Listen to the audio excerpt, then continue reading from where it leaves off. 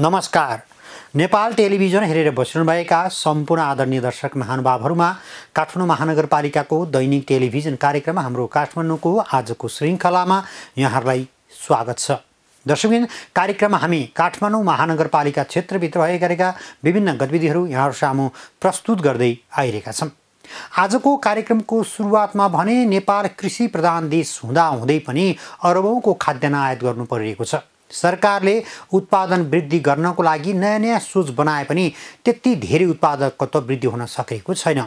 यसको मूल जड भनेको उत्पादकत्व वृद्धि गर्नका लागि चाहिने रासायनिक मलको अभाव। अहिले नेपालमा रासायनिक मलको अभाव भइरहेको छ। यसको सङ्कट समाधान गर्नको लागि के गर्नु पर्ला भन्ने विषयमा सरोकारवालाहरूसँग भएको छलफलको प्रस्तुति कार्यक्रमको सुरुवातमा राख्नेछौँ। कृषि तथा पशुपक्षी विकास मन्त्री महेन्द्र राय यादवले कृषि क्षेत्र सम्पन्न नभएसम्म मुलुक समृद्ध बन्न नसक्ने बताउनु भएको छ। रासायनिक मलको सङ्कट र समाधान विषयक अन्तर्क्रिया कार्यक्रमलाई सम्बोधन गर्नुहुँदै कृषि तथा पशुपक्षी विकास मन्त्री यादवले कृषि प्रधान देश नेपालको समृद्धिका लागि कृषि क्षेत्रलाई आधुनिकीकरण र व्यवसायीकरण गर्दै यसलाई सम्पन्न बनाउनु पर्ने बताउनु भएको हो। हाम्रो देश कृषि प्रधान देश हो र यो देशको मेरुदण्ड पनि हो। कृषि पेशालाई मर्यादित र सम्मानित र आत्मनिर्भर कसरी बनाउने, यो हाम्रो देशको लागि अहिले मूल समस्याको रूपमा रहेको छ। तर देश अहिले जुन प्रकारको समृद्धिको तरफ जुन प्रकारको किसानमा एउटा जागरुक आएको छ, चेतना बढेको छ, जबसम्म नेपालको कृषि क्षेत्रलाई समृद्धि र सम्पन्न बनाउन सकिँदैन भने नेपाली जनताको समृद्धिको सपना साकार हुन कठिनाइ हुन सक्छ।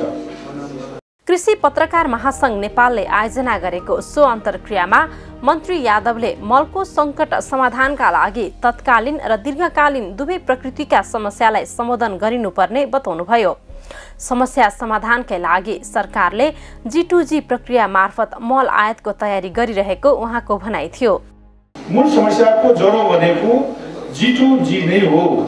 जसरी यो देशमा तेलको आपूर्ति व्यवस्थाको व्यवस्थित गरिन्छ, त्यस्तै नै मल खाद्यको त्यही माध्यमबाट स्वचालित मूल्यको आधारमा र आयल निगमकै प्रक्रिया जस्तै यसलाई चाहिँ मल खाद्यको पनि व्यवस्था गर्दाखेरि यो देशको समस्या हल हुन सक्छ। दुईटै बाटो होइन।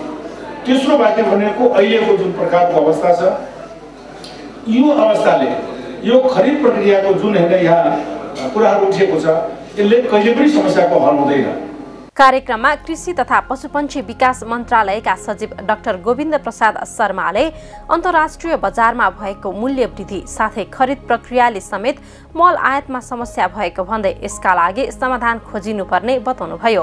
खरिद प्रक्रियालाई सहज तुल्याउन खरिद ऐन संशोधनको तयारी समेत भइरहेको सचिव शर्माले जानकारी दिनुभयो। नियमित रूपमा हाम्रा जुन अलिकति कामहरू हो, कार्यविधि हो, कानुनहरू हो, अब यो प्रोक्योरमेन्ट एक्ट अनुसार छ, गर्नुपर्ने हुन्छ। यो हाम्रो टाइम कन्ट्र्याक्ट पनि कस्तो हुन्छ भने 45 दिनको टेन्डर कल गरेर त्यसपछि परेन भने फेरि 21 दिन गरेर अनि फेरि परेन भने 45 दिनमा जाऊ। अब हामीले यो कुरालाई संशोधन गर्नुपर्छ भनेर श्रीमान मुख्य सचिवजीको संयोजकत्वमा पनि हामी मन्त्रालयले यसलाई सिन्सियरली लिएर, हामी यसलाई सिरियस नै इस्यु लिएर अब यसलाई चाहिँ केही बाटो फुकाउनुपर्छ भनेर 30 दिन, 21 दिन र 7 दिन। अब त पहिलाको जस्तो छैन, विगत 10-12 वर्षको जस्तो अवस्था छैन। किनभने यदि हामीले टाइममा जस्तो साउनमा टेन्डर खोल्ने हो अथवा मङ्सिरमा टेन्डर खोल्ने हो अथवा चैतमा टेन्डर खोल्ने भनेर एउटा हाम्रो रुटिन बनाउँछौँ भने त्यसमा त 10 दिन अथवा 15 दिन दिए पनि पुग्छ फर्स्ट टाइम लगाउने। कहिले खोल्ने भन्ने ग्यारेन्टी नभएको अलिकति पर्याप्त टाइम चाहियो। त हाम्रो रुटिन टेन्डर खोल्ने रुटिन हुने हो भने त्यसलाई चाहिँ रेगुलर गर्न सकिन्छ। कार्यक्रममा कृषि तथा पशुपक्षी विकास मन्त्रालयका सहसचिव राजेन्द्र प्रसाद मिश्रले टेन्डर प्रक्रिया आयात गर्न लाग्ने समय लगायतका कारण नेपालमा समयमै मल आयात गर्न नसकिएको बताउनुभयो।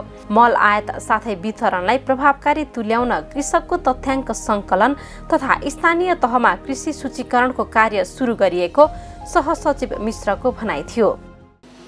अहिले सफ्टवेयर बेसमा हामी कहाँ कति आउटलेटमा कति इन्ट्री हुन्छ, इन्ट्री भएको दिनदेखि सफ्टवेयरमा इन्ट्री हुन्छ, हरेक नाकामा कुन आउटलेटमा इन्ट्री पोइन्टमा कति इन्ट्री हो, अनि कता कता मुभ गर्यो त्यो पनि सफ्टवेयरमा इन्ट्री हुन्छ, कुन सहकारीले आज कति मल पायो त्यो पनि सफ्टवेयरमा इन्ट्री हुन्छ।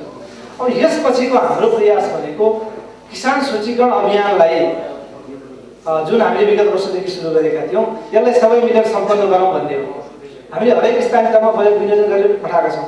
हरेक किसान त्यो सफ्टवेयरमा इन्ट्री भइदियो भने त्यहाँ किसानको एउटा आइडी हुन्छ, किसान नम्बर पाउँछ र किसान नम्बर पाउने बित्तिकै उसले किसानले आज कति मल लग्यो त भन्ने कुरा त्यो इन्ट्री सरकारले राखेको क्षमता भयो भने त्यहाँदेखि हामी हरेक इन्डिभिजुअलमा डिस्ट्रिब्युसनको उसमा आउन सक्छौँ। कार्यक्रममा नेपाल कृषि सामग्री कम्पनीका प्रबन्धक नेत्रबहादुर भण्डारीले वार्षिक 7 लाख मेट्रिक टन मलको आवश्यकता रहेको तर नीतिगत समस्याका कारण सरकारले पर्याप्त मात्रामा आयात गर्न नसकेको बताउनुभयो। त्यस्तै साल्ट ट्रेडिङ कर्पोरेसनका सहायक कार्यकारी अधिकृत पंकज जोशीले अन्तर्राष्ट्रिय बजारमा मलको मूल्य अत्याधिक वृद्धि हुँदा आपूर्ति गर्न निकै कठिनाई भएको बताउनुभयो। खरिद योजना बनाउँदाखेरिको मूल्य फरक थियो र अहिले कार्यान्वयनको क्रममा आउँदै जाँदा मूल्य धेरै वृद्धि भइसकेको छ र 1,78,000 मेट्रिक टनको टेन्डर सम्झौता सम्पन्न भइसकेको छ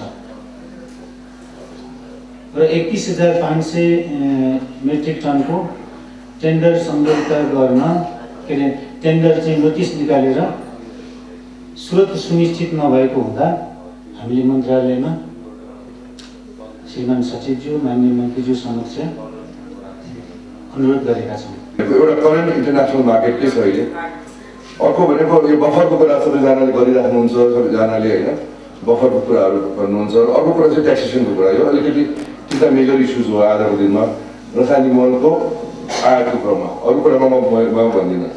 इन्टरनेसनल मार्केट हजुर, ल इन्टरनेसनल मार्केटमा पोहोर साल हामीलाई नेपाल सरकारले दिएको थियो 12 अरब। हाम्रो ओरिजिनल प्लान थियो 12 अरबबाट 5 लाख टन ल्याउने, हामीले ल्याउन सक्यौँ 4 लाख टन।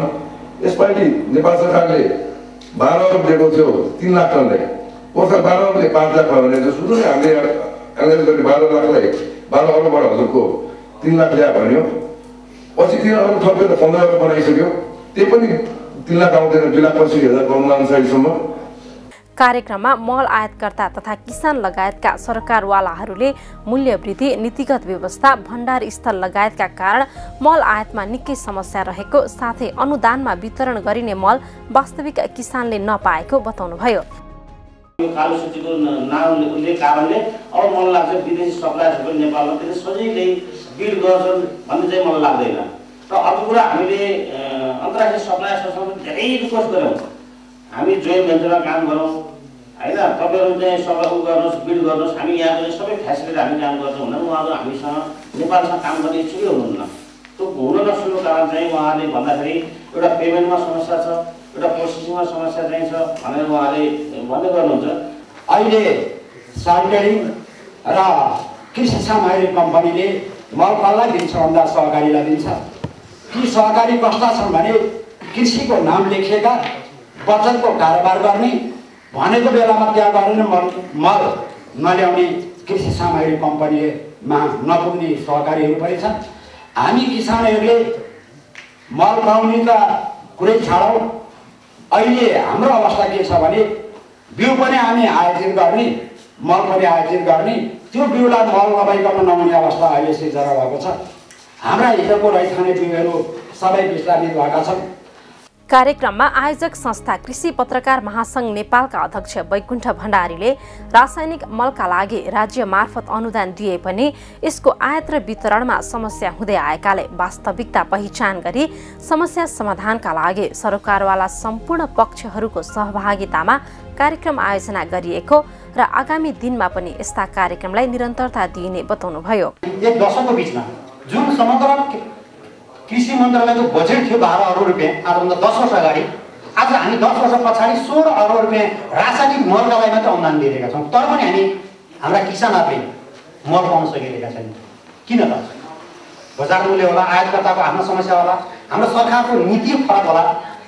होइन, हामी नेपाली उत्पादन अथवा नेपाली आयातकर्तालाई प्रोत्साहन गरिरहेका छौँ भनेका छौँ, त्यहाँ पनि केही समस्या होला मैले देखेको। हामी ग्लोबल टेन्डरका कुराकानी गर्छौँ, किन ग्लोबल टेन्डरमा टेन्डर पर्दैन, त्यसको पनि समस्या होला। त्यो पक्कै पनि सरकारवाला निकाले भन्नु हुनेछ। सरकारले हरेक वर्ष अनुदानमा कृषकलाई मल उपलब्ध गराउने भन्दै अर्बौं रुपैयाँ बजेट विनियोजन गर्दै आएको छ। यस वर्ष पनि रासायनिक मल आपूर्तिका लागि सरकारले 15 अर्ब बजेट विनियोजन गरेको छ। बजेट विनियोजन भए पनि सहज तरिकाले मल आपूर्ति नहुँदा किसानहरूले समस्या भोग्दै आएका छन्। हरेक वर्ष किसानलाई आवश्यक पर्ने समयमा बजारमा मलको अभाव हुन्छ।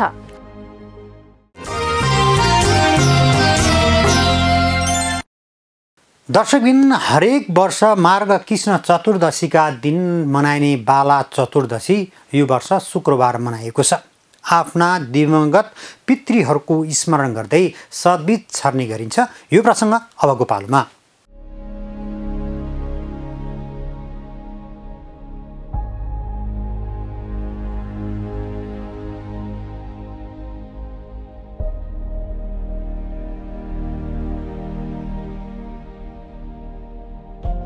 मार्ग कृष्ण चतुर्दशी तिथिका दिन मनाउँदै आइएको बाला चतुर्दशी पर्व यस वर्ष शुक्रबार मनाइएको छ।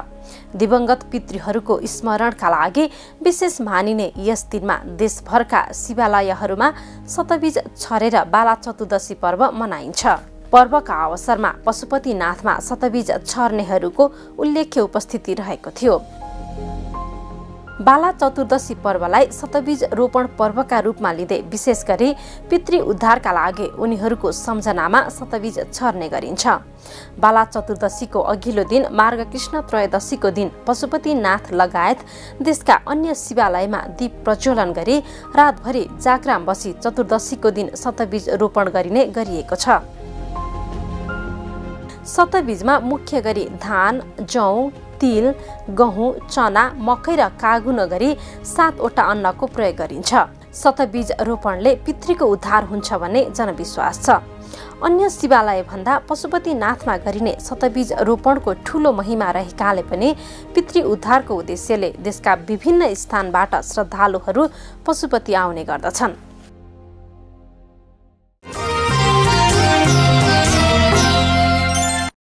दर्शकबिन, यिनै प्रस्तुतिसँगै आजको कार्यक्रमको निर्धारित समय सकिएको छ। भोलि पनि नयाँ विषय र प्रसङ्ग लिएर आउने नै छौँ। तबसम्मका लागि सम्पूर्ण टिमसहित म वैकुण्ठ भण्डारी बिदा चाहन्छु। काठमाडौँ महानगरपालिकाको गतिविधि समेटेर तयार पारेको कार्यक्रम हाम्रो काठमाडौँ मात्र नेपाल टेलिभिजनमा हेर्न नबिर्सनुहोला। नमस्कार।